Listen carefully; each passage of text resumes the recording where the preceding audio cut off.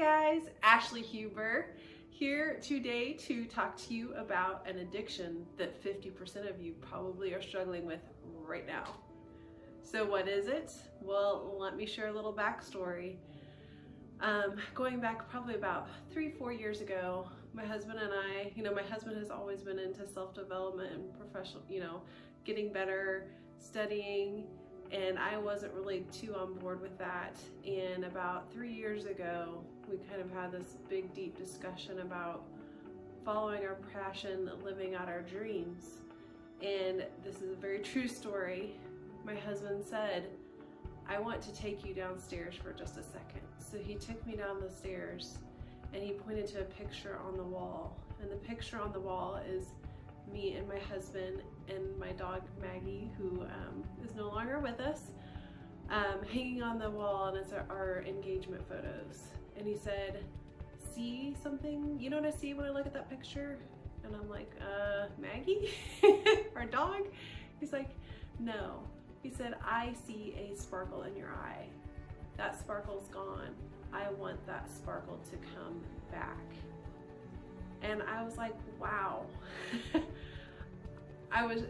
He was right. I had this wave of emotion come over to me because I was like, he's spot on. I have lost that sparkle, that, a little bit of that fire. You get married, you have kids, you're kind of going through the motions and you're staying in your comfort zone, and your dreams kind of start to fizzle out or be set aside on the back burner. And that's really not how we're called to live. And I'd be willing to bet that 50% of us watching this video right now are addicted to our comfort zones. I was addicted to my comfort zone. And so I was staying in a career that I was really good at. I was well trained in. I knew it. I'd been doing it for 15 years, but it didn't fill my spirit. It didn't fill my soul. And that sparkle in my eye was gone. And it was time to bring that back. So many of you are now having an aha moment going, maybe I do have an addiction of sitting in a comfort zone. And it may not be a career, it may be a relationship.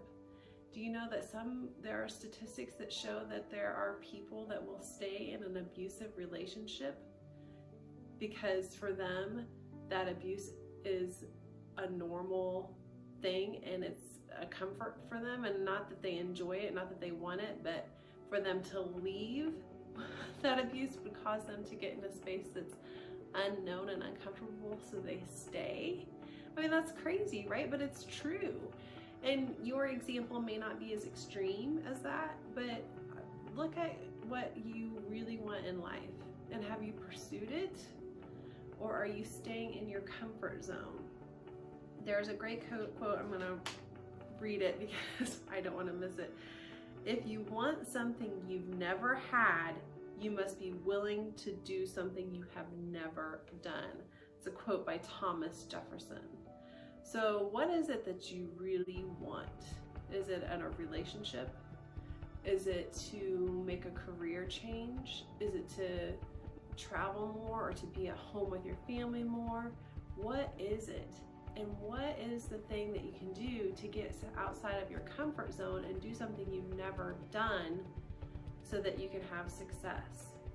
And there's a couple things that I will say. You've got to learn to trust yourself to get outside of your comfort zone.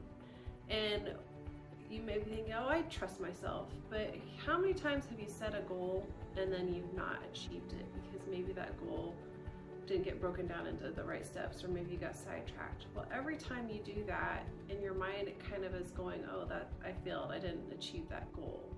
So pick a goal, but then baby step it and do things that are very easy and that you will be able to complete, that help you take steps towards that bigger goal. Because if you do something very simple and follow through, then you're going, "Look, I can do this. I'm enough, I'm successful." And you start to build that trust that with yourself, that what you say you're gonna do, you do. And so as you start doing that, you can start pushing to the edge of your comfort zone a little bit more. Repeat positive affirmations that I am worthy, I am enough, I can be successful, I can have my dreams, I can have my desires. And you may have to repeat these over and over and over, and you might not believe them in the beginning, but that's okay. Just start repeating them. Try new things. Our zest and our excitement in life comes from trying new things. So much we get stuck into routines and habits in the daily grind, and that's good to have a routine, but it's also good to get out there and do new things. It creates excitement. And also, don't go so far outside of your comfort zone that you're just drowning. There is a balance, and I will preach this all the time to my husband. He knows I preach balance. Go to the edge of your comfort zone. Start to just push yourself a little bit, and then your comfort zone will become bigger. And then you can go to the edge of that comfort zone and push it a little bit more. That's where the growth and the learning really happens at a level that it's not overwhelming.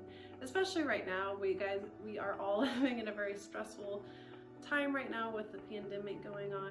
And so we're at high stress, high emotions. So I wouldn't really not encourage anyone to just dive all into a completely uncomfortable space, but go to the edge of your comfort zone so you can grow, you can change, you can start having those goals.